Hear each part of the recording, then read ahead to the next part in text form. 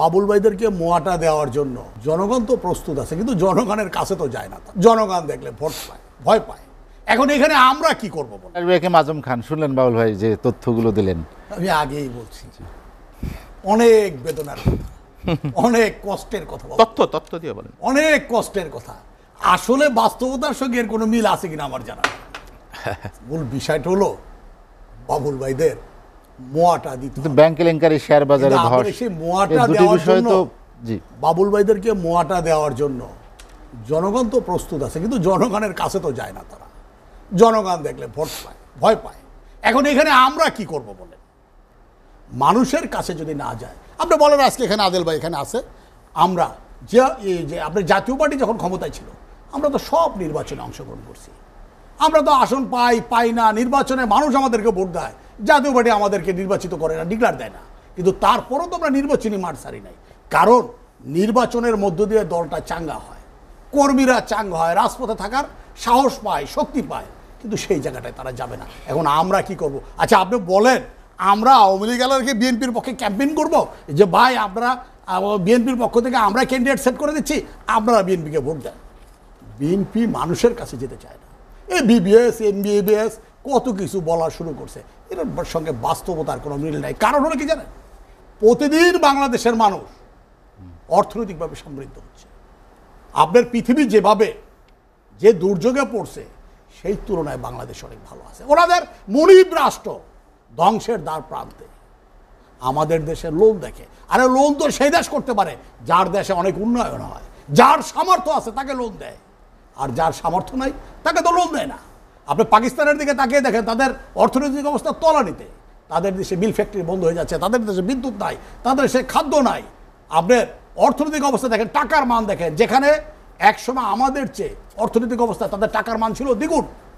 আমরা 100 টাকা দিলে তারা আমাদেরকে 50 টাকা দিত একসময়, কিন্তু আজকে সেইখানে তারা 100 টাকা দিলে আমরা 40 টাকা দিই। আজকে আমাদের অর্থনৈতিক অবস্থা ওদের চেয়ে কত ভালো হয়ে গেছে। তারা $1, আপনার ডলার কিনে তারা 350 টাকায়, আর আমরা কিনি 108 টাকা, 10 টাকায়। এখন আপনার অর্থনৈতিক অবস্থা পাকিস্তানের চেয়ে আমাদের 3 গুণ ভালো। এখন তাদের মুনিবদের অবস্থা এই। এখন ওই দিক থেকে তাকায়া তারা কি বাংলাদেশের গল্প বলতেছে না পাকিস্তানের অর্থনৈতিক অবস্থা বলতেছে? আমার মনে হয় বাবুল ভাই ভুল করতেছে, স্থানটা সিলেক্ট করতে পারে নাই। তিনি বাংলাদেশে পাকিস্তানের অর্থনৈতিক অবস্থা, পাকিস্তানের দেউলিয়াতপনার অবস্থা এইটা বলতেছে। উনি যে বলতেছে বাবুল ভাই, আপনি বাবুল ভাইয়ের তাকিয়ে দেখেন না, লাবণ্যময় চেহারা, সমস্ত শরীরে তৈলের ঝিলিক মারতেছে, চেহারা কত সুন্দর। যদি অভাব থাকতো তাহলে বাবুল ভাইয়ের চেহারা কি, বাবুল ভাইয়ের ভিতরে এত সুন্দর হাসি আসতো না। তাদের অর্থনৈতিক অবস্থা বাবুল ভাইয়ের হিসাব করে দেখেন, 15 বছর আগে, 17 বছর আগে বিএনপি ক্ষমতা দেখে গেছে, 15 বছরে তার ব্যাংক ব্যালেন্স, অর্থনৈতিক অবস্থা টানেন, একটা অডিট ফার্ম লাগান, আমি অর্থ দেব, আপনি কি করেন? বাবুল ভাইয়ের অর্থনৈতিক অবস্থা 15 বছরে যা ছিল 15 গুণ বেড়েছে। বাবুল ভাইরা স্বাভাবিক প্রক্রিয়া, স্বাভাবিক প্রক্রিয়া, এই কথাটাই তো বলতেছে। বাংলাদেশের অর্থনৈতিক অবস্থা স্বাভাবিকভাবে এই 15 বছরে 15 গুণ অর্থনৈতিক অবস্থা বেড়েছে। এটা শুধু বাবুল ভাই নয়, এই বাবুল ভাইকে দিয়ে দেখালাম বাংলাদেশের চিত্র। বাংলাদেশ থেকে আওয়ামী লীগ অর্থ পাচার করে না, তাদের দলের যুবরাজদের অর্থ সিঙ্গাপুর থেকে এসেছে, আমেরিকা থেকে এসেছে, আমেরিকার FBI এসে বলে গেছে তাদের দুর্নীতির কথা, তাদের অর্থ পাচারের কথা। কই বঙ্গবন্ধু পরিবারের নামে তো কোনো কথা বলে না। তাই এগুলি সেগুলি বলে কোনো লাভ নাই। মানুষের কল্যাণে বাবুল ভাই এখনো সময় আছে, গতিপথে ফিরে আসেন, মানুষের কাছে যান, মানুষের কাছে ভোট প্রার্থনা করেন।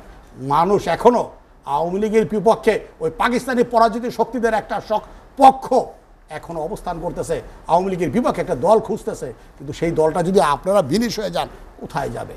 আপনার মানুষের কল্যাণে দেখেন, এই যে জাতীয় পার্টি আদেল ভাইরা আছে, মানুষের পাশে দাঁড়ায় নাই। দেখেন আপনার সেই এরশাদের পতনের পরে 90-এর তারা নির্বাচন করে 34টা আসন পেয়েছিল। তার আগে তারা মানুষের কাছে ছিল, তারা মনে করতেছিল যে মানুষের কাছে না গেলেও ওই উত্তরবঙ্গ তাদের, তারা ভোট দেবে। যখন মানুষের কাছে যায় নাই, আজকে ভোটের অবস্থাটা তাদের দেখেন, তাকিয়ে দেখেন তাদের আজকে আসনের সংখ্যা কোথায় গিয়েছে। বিএনপির অবস্থা কিন্তু সেম। তাই বলতেছি, আমরা আপনাদের পাশে আছি। আমরা সরকারি দল হিসাবে বিএনপি ভাঙার ষড়যন্ত্র করি না, আমরা বিএনপিকে ধরে শক্ত রাখার চেষ্টা করতেছি। বিএনপি নামক একটি রাজনৈতিক দল বাংলাদেশের মাটিতে টিকে থাকুক, এটা আমরা চাচ্ছি। মানুষের কাছে যান, সরকারের পক্ষ থেকে বঙ্গবন্ধুর কন্যা আপনাদের সর্বোচ্চ সহযোগিতা অতীতেও করেছে, আজকেও করবে, আগামী দিনেও করবে।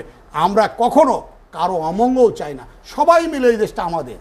আমি আবারও আপনাদেরকে বলি, মানুষের কাছে গেলে 28শে ডিসেম্বর অথবা 29 সালের জানুয়ারি মাসে যে নির্বাচন হবে, সেই নির্বাচনে আপনারা মানুষের কাছে গেলে মানুষ আপনাদেরকে ভোট দিতে পারে। আপনাদেরকে ভোট দিলে আপনারা জিতে যাবেন, ক্ষমতা আসবে না। আবারও বলি, আমরা যদি ভোট না পাই আমরা বিরোধী দলে যাব। আমরা এই হারা এবং জেতার এইটার দুইটার ইসলাম বাবুল যেটি বললেন যে শুধু ক্ষমতায় থাকার জন্য আমি তো আসলে নত জানু নীতি আকুতি দেখে বাবুল ভাইদের আকুতি দেখে না আমার খুব কষ্ট হয়। আহারে কি দুর্দশা, একবার কোন চেহারা সুন্দর, ভালো আছি, আবার কোন দুর্দশা। ইন্ডিয়ার কথা বলতেছে, ইন্ডিয়া তো আমাদের কাছে পাকিস্তান নয়, ওনাদের মতো। ইন্ডিয়া হলো আমাদের পার্শ্ববর্তী দেশ, বন্ধু দেশ, তাদের সঙ্গে আমাদের বন্ধুত্ব আছে। পররাষ্ট্রনীতিতে সবার সঙ্গে বাংলাদেশ সরকার, আওয়ামী লীগের সরকার, আমার প্রিয় নেত্রী জননেত্রী শেখ হাসিনার একটি বক্তব্য হলো সকলের সঙ্গে বন্ধুত্ব, কারোর সঙ্গে বৈরুত্ব নয়। দেখেন, যে পাকিস্তান ওনাদের মূল শক্তি, সেখানেও আমরা বন্ধুত্ব করতে চাই।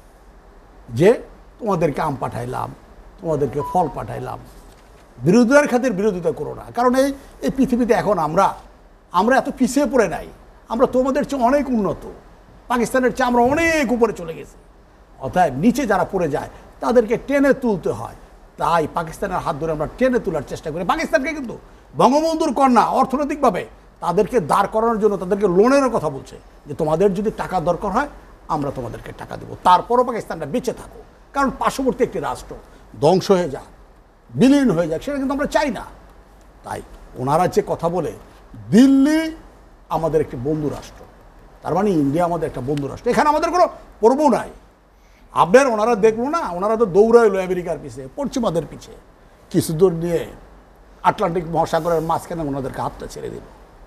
হাতটা এমন জায়গায় নিয়ে ছেড়ে দিয়েছে, না পারলো নির্বাচন করতে, না পারলো ঘুরে দাঁড়াইতে, একেবারে সেই আটলান্টিকের মাঝখানে তারা ডুবে গেল। কিন্তু আওয়ামী লীগ কিন্তু এটা চায় নাই। আওয়ামী লীগ চেয়েছিল বিএনপিকে সঙ্গে নিয়ে একটি নির্বাচন করতে, যে নির্বাচনটি হবে মানুষের ইচ্ছার প্রতিফলন করবে, যে মানুষ তার পছন্দের প্রার্থীকে ভোট দেবে, এইটা আওয়ামী লীগ চেয়েছিল। বঙ্গবন্ধুর কন্যা বেঈমানই জানে না, বঙ্গবন্ধুর কন্যা এদেশের মানুষকে নিয়ে রাজনীতি করতে জানে, গণতন্ত্রকে মাথা উঁচু করে দাঁড়া করাতে জানে। বঙ্গবন্ধুর কন্যা বারবার বলেছে, এবারে নির্বাচনে আসেন, আমরা আলোচনার মধ্যে দিয়ে এমন একটি নির্বাচন করি যে নির্বাচনে মানুষের ইচ্ছার প্রতিফলন ঘটবে। কিন্তু মানুষের উপর আস্থা ছিল না, কারণ হলো তারা ভয় পেয়েছিল বঙ্গবন্ধুর কন্যা আওয়ামী লীগের হাত ধরে যে সরকার যে ব্যাপক ডেভেলপমেন্ট করেছে, ওনারা মনে করেছে এদেশের যুব সমাজ, এদেশের ছাত্র সমাজ ওনাদেরকে ভোট দিবে না। কারণ এই সমাজ হলো শিক্ষিত, এই ছাত্র যুবক তাদের সকলের হাতে এরকম আধুনিক মোবাইল আছে, তাই তারা এক নজরে বাংলাদেশের ডেভেলপমেন্টটা দেখতে পারে। এই কারণে সবচাইতে কম, তাই আমি বলি বাবুল ভাইদেরকে এখনো বলি, ইদিক সিদিক করে লাভ হবে না, এখনো সময় আছে, ঘুরে দাঁড়ানোর, নির্বাচন করে মানুষের কল্যাণে কথা বলে আমরা আপনাদের পাশে থাকি। আপনারা বললেন না, আমরা আওয়ামী লীগ চাই না। যেমন দেখেন আমাদের আদেল বাইরে জাতীয় পার্টিটা অনেক দুর্বল হয়ে গেছে, এখন বিএনপিটাও সেই জায়গায় চলে যায়। দুর্বলটা করলো কে? দুর্বলটা হয়ে যাক, এটা আমরা চাই না। মানুষের কাছে যদি না যান তাহলে দুর্বল হয়ে যাবেন। আমরা চাই বিএনপি তার গতিপথে ফিরে আসে, একটি শক্তিশালী বিরোধী দল থাকুক, মানুষের কাছাকাছি থাকলে এক সময় এখান থেকে বেরিয়ে এসে সরকার গঠন করলে করতেও পারেন। তাই আবারও আওয়ামী লীগের পক্ষ থেকে আপনাদেরকে অনুরোধ জানাই, আজম খান আপনাকে অসংখ্য ধন্যবাদ। হাতে সময় নেই, আলোচনা শেষ করব। ওয়ালটন ফ্রিজ কিনে অনেকের মতো আপনিও হয়ে যেতে পারেন মিলেনিয়াল, সেরা পণ্যের সেরা অফার।